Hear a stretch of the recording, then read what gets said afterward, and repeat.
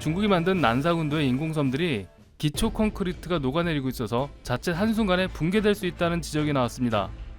중국 정부는 2013년부터 항만, 전투기 활주로, 레이더 기지, 미사일 기지 등 7개 주요 군사 기지를 건설하기 위해 난사군도의 분쟁 해역에 생태학적으로 민감한 암초를 대부분 파기하면서 준설 작업을 시행했습니다.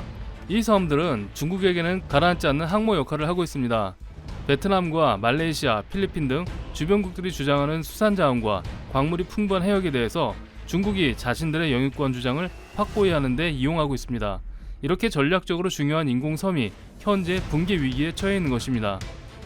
베트남, 필리핀, 말레이시아, 브루나이 등 모두 난사군도의 영유권을 주장하고 있는 상태에서 중공은 2013년부터 16년 사이에 거대한 건설용 선박으로 기지의 기초를 다지기 위해 암초를 분쇄하고 공구리를 쏟아붓고 있었습니다. 홍콩 사우스차이나 모닝포스트는 준설사만 해도 올림픽 크기의 수영장 2곳을 거의 채울 정도로 매 시간 4,500여 입방미터의 시멘트를 옮겼다고 보도했습니다. 난사군도 스프레들리의 환경 파괴에 대하여 국제적인 비난이 일자 중공은 자신들이 파괴한 암초들을 복구하기 시작했다고 주장하지만 복구 노력이 얼마나 효과적인지는 확실하지 않다고 합니다. 마이애미 대학의 해양생물학자인 존 맥마누스는 준설 작업은 산호초 주변에 사는 모든 생태계를 기초부터 모두 파괴했다고 말했습니다. 중국 공산당에게는 새로운 기지가 환경 파괴의 비용만큼이나 가치가 있었습니다. 이코노미스트는 이 설비들은 미국과의 전면전 외에 그 어떤 시나리오에서도 중공이 남중국해 전체를 통제할 수 있게 해준다고 설명했습니다.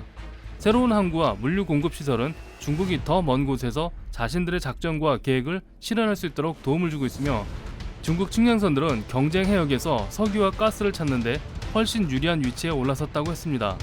중국은 2014년 베트남의 배타적 경제 수역에 석유 플랫폼을 배치해서 중베트남 간 분쟁을 야기시켰습니다. 이에 중국인들은 결국 첫 번째 플랫폼을 제거했고 추후에 두 번째 플랫폼을 슬그머니 재배치하였습니다. 이코노미스트는 모든 것이 중국이 원하는 대로 되는 것은 아니다 라고 덧붙였습니다. 하지만 이러한 가운데 새롭게 건설한 인공섬의 콘크리트가 무너지고 있는 것입니다. 인공섬의 기초가 척박한 바닷속 환경과 기후에 의해서 스폰지처럼 변하고 있다고 분석하였습니다. 그리고 만약 큰 태풍이라도 불게 된다면 이 섬들은 강풍의 직격탄을 맞게 되고 결과는 끔찍할 것이라고 전했습니다.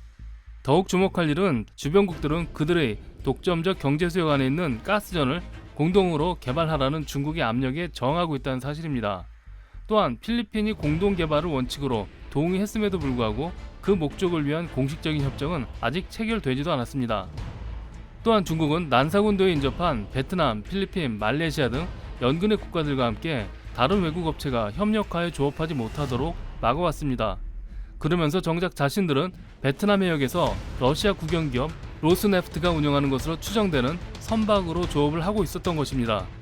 이 인공섬들의 기초가 부실하고 언제 가라앉을지 모르는 그러한 상황 속에서도 중공은 2019년 11월 감시용 비행선을 신규로 배치까지 하였습니다.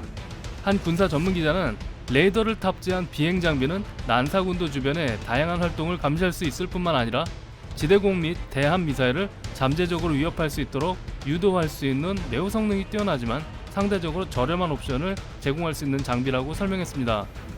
추가 공사로 만들어진 고지대는 시스템의 전체 범위를 실질적으로 증가시키는 데 도움이 될 것이며 이것은 특히 순항 미사일 또는 지평선 위로 솟아오르는 소형 무인 항공기 부대와 같은 저공 위협을 쉽게 발견하고 차단할 수 있습니다. 중국이 인공섬의 방어를 꾸준히 개선하고 있지만 저공 순항 미사일은 분명 중국의 전초기지에 대한 지속적인 위협을 의미합니다. 열기구가 장착된 레이더 시스템도 오랜 시간 동안 고도를 유지할 수 있으며 무엇보다 정밀한 기능을 갖춘 데다가 다양한 유형의 날씨에서도 고도를 유지할 수 있어서 유인항공 센서 플랫폼보다 훨씬 비용이 효율적이며 유지 관리가 용이하다는 장점이 있습니다. 이러한 장비들은 또한 훨씬 더 높이 날 수 있기 때문에 지상에 장착된 레이더보다 수평선에 대한 시야가 훨씬 더 넓습니다. 미 해군은 공해를 항의할 수 있는 미군의 합법적 권리를 주장하기 위해서 주기적으로 중국의 인공섬 기지 근처에 군함을 기동하고 있습니다.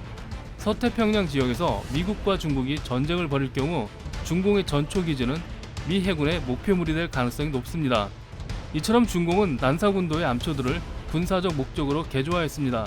하지만 처음 이곳에 공구리를 쏟아부을 때는 절대로 군사적 목적으로 사용하지 않겠다고 하였습니다만 결과적으로 모두 거짓말로 드러난 것입니다.